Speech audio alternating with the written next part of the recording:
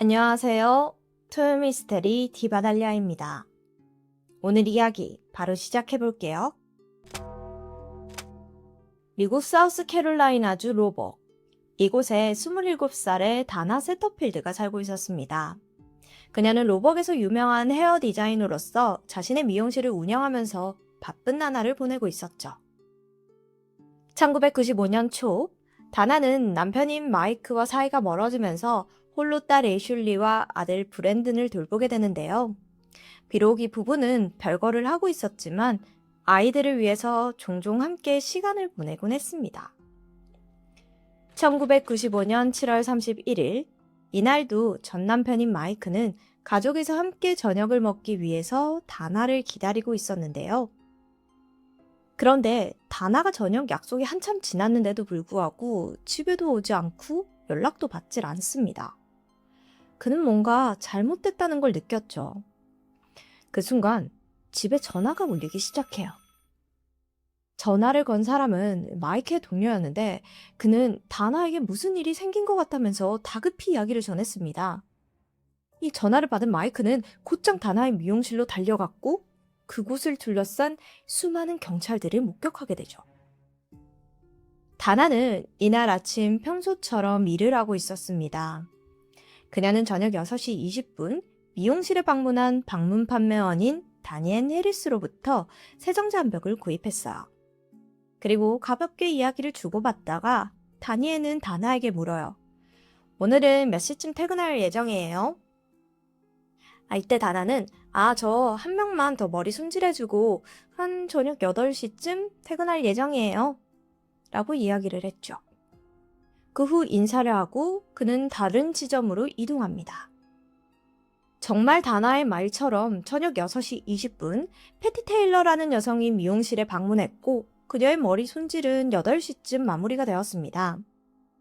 패티는 다나에게 나 때문에 너무 늦게 퇴근하는 것 같다면서 가게 정리를 도와주려고 했지만 다나는 괜찮다면서 그녀를 돌려보냈어요.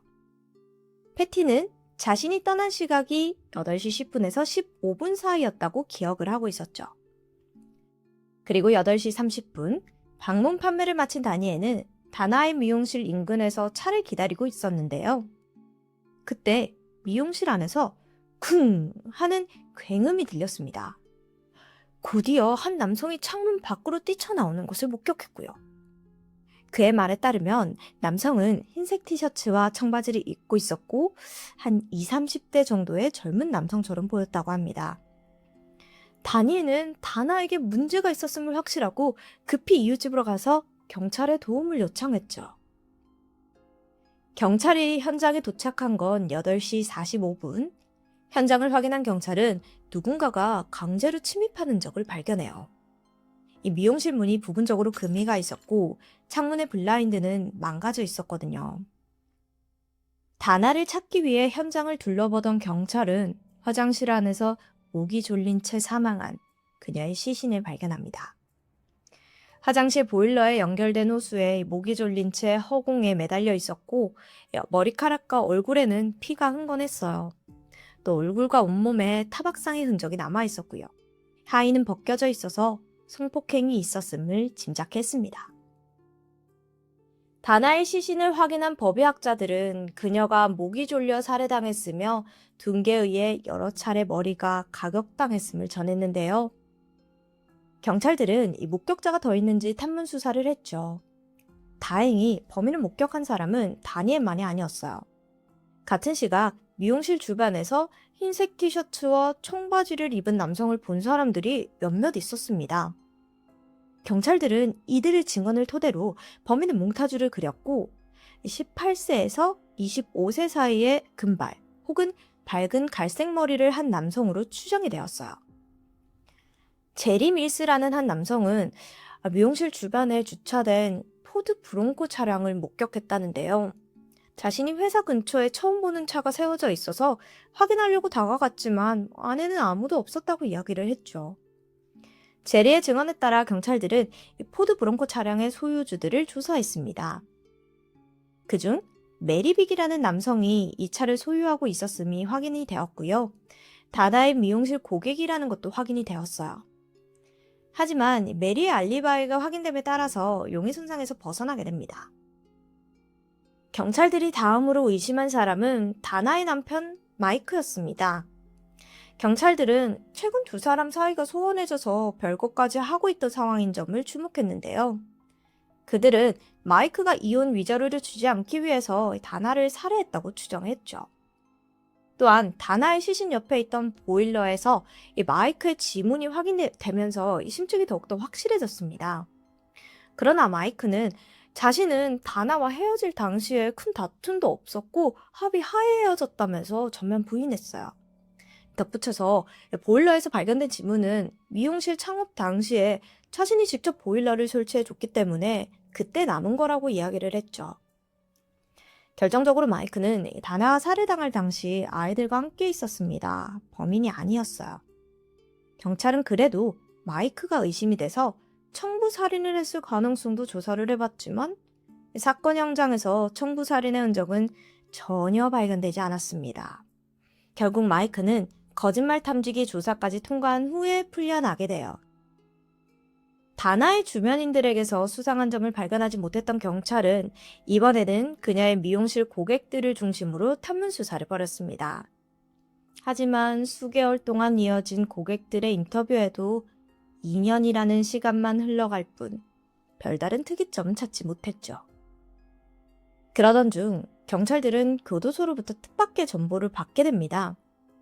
교도소에 수감 중이던 러셀 퀸이라는 남성이 자기가 다나를 살해했다고 주장하는 거예요. 러셀은 다나의 사진을 들고 다니면서 동료 수감자들에게 내가 죽인 여자라고 자랑하듯이 이야기를 했다는데요. 경찰들은 그의 주장을 좀 믿기가 어려웠어요. 다나와 아무런 접점이 없었던 인물이기도 하고 범죄자들 중에서는 자신을 과시하기 위해서 범죄를 부풀리거나 자신의 범행인 척 연기하는 경우가 종종 있다고 합니다. 그래서 섣불리 판단하기 어려웠던 거죠. 경찰들은 범인을 가장 가까이에서 목격했던 다니엘에게 협조를 구했어요. 러셀의 사진이 포함된 여러 장의 사진을 보여주면서 이 안에 범인이 있는지를 물어봤죠. 놀랍게도 다니엘이 지목한 남성은 러셀이었습니다. 경찰들은 러셀을 유력 영위선상에 올린 후 그의 DNA를 조사해봤는데 러셀의 DNA가 다나의 몸에서 발견된 정액과 일치하지가 않아요. 과학은 거짓말하지 않잖아요. 결국 러셀이 허세부린 것으로 결론이 납니다. 수사는 다시 원점으로 돌아갔고 다나 사건이 발생한 지 10년이라는 시간이 지나갔죠. 다나의 딸 애슐리는 어머니가 살해당했던 10년 전 8살이 여전히 머물러 있었습니다. 애슐리는 다나 사건을 자체적으로 조사하기 위해서 목격담을 수집하는데요. 이때 애슐리는 데이비드라는 남성과 우연히 한 장소에서 만나게 됩니다. 그가 애슐리에게 반해서 그녀에게 다가갔고 이야기를 하던 중 그녀가 다나 세터필드 딸이라고 소개를 하자 데이비드는 큰 충격을 받게 돼요. 왜냐면 사실 그가 다나 사건의 진범을 알고 있었거든요. 그는 죄책감에 눈물을 흘리면서 애슐리에게 자신이 알고 있는 사건의 내막을 이야기하게 되는데요. 그가 지목한 범인은 조나단 빅이라는 남성이었습니다. 다나 사건이 있던 1995년 데이비드와 조나단은 17살의 고등학생이었어요. 조나단은 종종 데이비드에게 다나에 대한 이야기를 했대요. 좋아하는 사람이 생기면 그에 대한 이야기를 많이들 하잖아요. 이 당시 조나단이 그녀에게 한눈에 반해서 짝사랑을 하고 있었던 거죠. 사건이 있던 7월 31일도 조나단은 다나의 미용실에서 머리 자를 겸 가서 자연스럽게 데이트 신청을 하겠다며 이야기를 했습니다. 조나단은 다나가 자신을 받아줄 거라며 확신에 찬 목소리로 이야기를 했고 심지어는 그녀와 성관계까지 하는 상상을 하기도 했대요. 하지만 데이비드는 이 조나단의 이야기에 시큰둥한 반응을 보였죠. 다나가 자신들보다 10살이나 많은 성인 여성이었기에 조나단을 남자로 볼 가능성이 없다고 생각을 했거든요. 조나단은 다나에 대한 이야기를 계속하다가 데이비드한테 기분이 상해요. 왜냐면 그가 자신을 계속해서 무시하는 느낌이 들었거든요. 그들이 헤어질 쯤인 저녁 7시 조나단은 이를 갈면서 이야기를 합니다. 야, 네가 나 좀 무시하는 것 같은데 나 오늘 꼭 성공하고 올게. 데이비드는 그날 조나단이 입고 있었던 옷을 정확하게 기억을 하고 있었는데요. 청바지에 흰색 티셔츠였죠. 또한 그는 조나단이 포드 브롱코 차를 운전했다고 증언했습니다. 여러분, 혹시 앞서 이야기했던 포드 브롱코의 주인 이름을 기억하시나요? 메리 빅이었죠. 알고 보니까 조나단 빅의 아버지였습니다. 사건 당시는 조나단이 아버지의 차를 타고 운전을 했던 거예요. 이때 사건을 조사하던 경찰들은 이 허점을 미처 발견하지 못했고요. 사건 이후 데이비드가 조나단을 만난 건 3일 뒤 조나단이 데이비드를 찾아왔던 건데요. 그는 갑자기 데이비드를 향해서 막 주먹을 휘두르더니 뭐 이상한 이야기를 하는 거예요. 내 행적에 대해서 네 뭐라도 진술하면은 너 죽여버릴 거야. 입 조심해. 데이비드는 이 갑작스러운 상황에 얼떨떨할 뿐이었죠. 그로부터 약 3주가 지난 시점 이 조나단이 한 말의 의미를 알게 된 겁니다. 데이비드는 이 뉴스를 통해서 알게 되었는데요. 처음에는 뉴스 보고 설마 조나단이겠어? 이렇게 생각을 했지만 몽타주를 보니까 내 친구가 맞구나 이렇게 생각이 들었어요. 또한 조나단이 사건 당일 밤에 범인의 옷과 차량이 데이비드와 같았던 점을 깨닫게 됩니다. 그는 조나단이 다나 사건의 진범임을 확신했지만 보복이 두려워서 아무 말도 할 수 없었죠. 사건을 알게 되고 3개월이 지난 시점, 데이비드는 용기를 내서 익명으로 조나단에 대해서 신고를 했어요. 그러나 경찰들은 그의 이야기가 익명의 제보였기에 신빙성이 없다고 판단하고는 무시하게 됩니다. 시간이 지나도 사건이 해결되지 않자 데이비드는 2년째가 되던 해 다시 한번 익명의 신고 전화를 걸었는데요. 하지만 이번에도 경찰들은 그의 제보를 대충 흘려보내요. 결국 또 제대로 된 수사가 진행되지 않았죠. 2차례나 용기 내어 신고하였음에도 불구하고 경찰들이 적극적으로 수사를 진행하지 않자 이 사건을 가슴속에 묻어둔 채 살게 됩니다. 데이비드는 이제 정말 경찰 앞에서 자신의 얼굴을 드러내야 할 때라고 생각을 했어요. 신원을 밝힌 그의 진술 덕분에 사건은 빠르게 진행되었습니다. 경찰들은 조나단의 DNA를 채취하여 검사를 보낸 동시에 그의 전 연인들을 인터뷰했어요. 그중 한 여성으로부터 다나와 관련된 중요한 증언을 확보하게 되는데요. 그녀는 다나가 살해당할 당시 조나단의 여자친구였다고 합니다. 그가 한눈을 판 거죠. 그녀는 그가 자신의 말을 듣지 않으면 너도 다나처럼 죽여버릴 거라고 수차례 협박을 했다고 합니다. 또 다른 여성은 조나단과 싸운 적이 있는데 말다툼 끝에 그가 자신의 목에 끈을 묶고 화장실에서 자기를 죽이려고 했다는 거예요. 끈과 화장실, 다나 사건과 공통적인 특징입니다. 또 여기서 DNA 검사 결과 조나단의 DNA가 다나의 몸에서 발견된 정액과 정확하게 일치했습니다. 드디어 다나 사건의 진범이 10년 만에 잡히는 순간이었죠.